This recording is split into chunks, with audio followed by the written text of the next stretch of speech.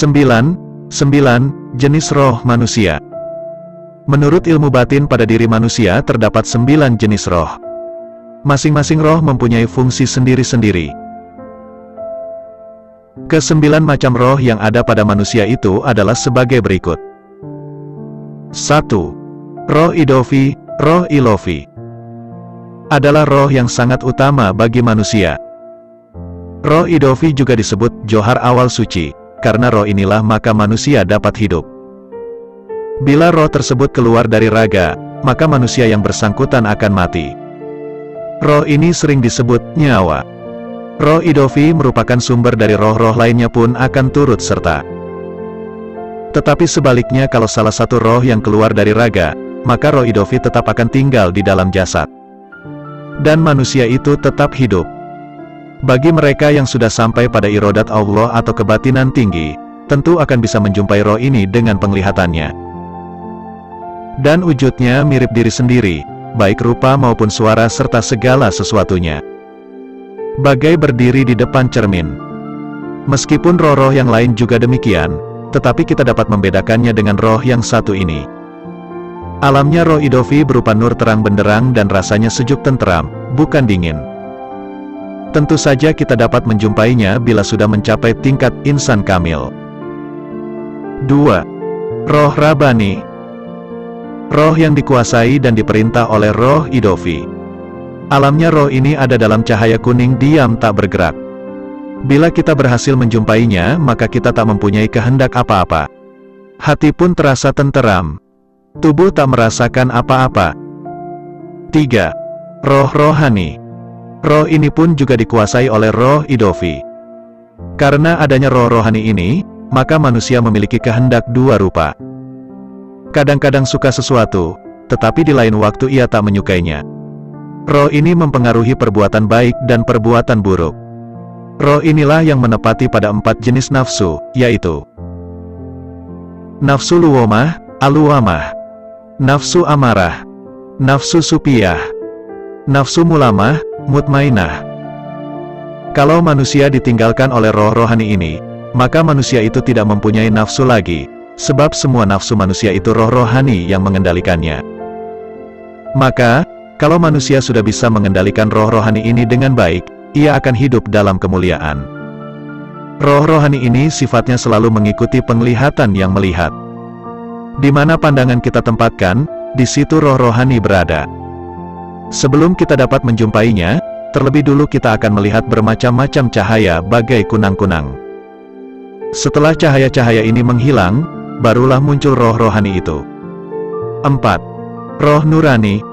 Roh ini di bawah pengaruh roh-roh Idofi. Roh Nurani ini mempunyai pembawa sifat terang. Karena adanya roh ini menjadikan manusia yang bersangkutan jadi terang hatinya. Kalau roh Nurani meninggalkan tubuh, maka orang tersebut hatinya menjadi gelap dan gelap pikirannya. Roh Nurani ini hanya menguasai nafsu mutmainah saja. Maka bila manusia ditunggui roh Nurani, maka nafsu mutmainahnya akan menonjol, mengalahkan nafsu-nafsu lainnya.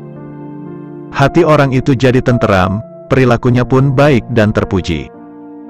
Air mukanya bercahaya, tidak banyak bicara, tidak ragu-ragu dalam menghadapi segala sesuatu, tidak protes bila ditimpa kesusahan. Suka, sedih, bahagia dan menderita dipandang sama. 5. Roh Kudus, roh suci. Roh yang di bawah kekuasaan roh Idofi juga. Roh ini mempengaruhi orang yang bersangkutan mau memberi pertolongan kepada sesama manusia, mempengaruhi berbuat kebajikan dan mempengaruhi berbuat ibadah sesuai dengan kepercayaan yang dianutnya. 6. Roh Rahmani. Roh di bawah kekuasaan roh Idofi pula. Roh ini juga disebut roh pemurah. Karena diambil dari kata Rahman, yang artinya pemurah. Roh ini mempengaruhi manusia bersifat sosial, suka memberi. 7. Roh Jasmani. Roh yang juga di bawah kekuasaan roh Idofi.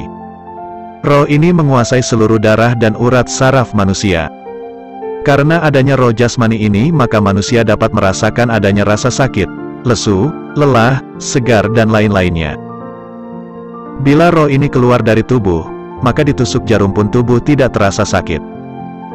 Kalau kita berhasil menjumpainya, maka wujudnya akan sama dengan kita, hanya berwarna merah. Roh jasmani ini menguasai nafsu amarah dan nafsu hewani. Nafsu hewani ini memiliki sifat dan kegemaran seperti binatang, misalnya malas, suka setubuh, serakah, mau menang sendiri dan lain sebagainya. 8. Roh nabati. Ialah roh yang mengendalikan perkembangan dan pertumbuhan badan.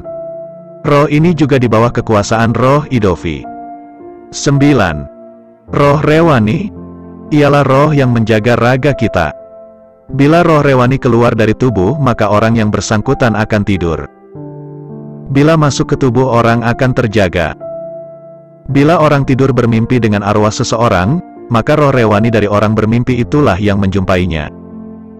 Jadi mimpi itu hasil kerja roh rewani yang mengendalikan otak manusia. Roh rewani ini juga di bawah kekuasaan roh idofi. Jadi kepergian roh rewani dan kehadirannya kembali diatur oleh roh idofi. Demikian juga roh-roh lainnya dalam tubuh, sangat dekat hubungannya dengan roh idofi. Tagar Sang Kiai. Salam Padepokan Kujang Siliwangi.